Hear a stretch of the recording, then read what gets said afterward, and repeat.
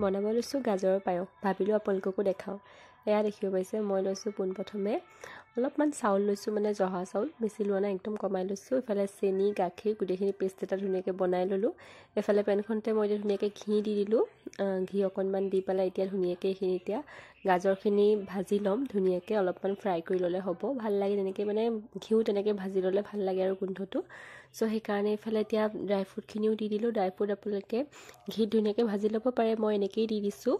আৰু এতিয়া ইয়াতে মই দিছোঁ গাখীৰখিনি আপোনালোকে আমুল তাজা গাখীৰে দিব, কাৰণ তেতিয়া মানে পায়সখন অকণমান ডাঠ হয় আৰু তেতিয়া, আৰু গৰু গাখীৰটো যিহেতু ইমান এটা ডাঠ নহয় সেইকাৰণে। এতিয়া বনাই থোৱা পেষ্টখিনিও দি দিলোঁ মই। আৰু এইফালে এতিয়া দিছোঁ মই চাউল অলপমান দিছোঁ, বেছি দিয়া নাই, জহা চাউল দিছোঁ, এনেকৈ তিয়াই থৈছিলোঁ। আৰু এতিয়া তেজপাত, এইফালে ইলাইচি, এতিয়া গোন্ধটোৰ কাৰণে ইলাইচি দি দিছোঁ। এইফালে ঢাকনখন মানে আধা ঢাকাকৈ মাৰিছোঁ দেই, গোটেইখন মানে কমপ্লিটকৈ মাৰি দিয়া নাই, নহ'লে পৰি যাব পাৰে নহয়। আৰু এয়া মোৰ পায়স ৰেডি। আপোনালোকে এনেকৈ বনাই খাইছেনে কমেণ্ট কৰি জনাব। আজিলৈ আহিছোঁ, বাই।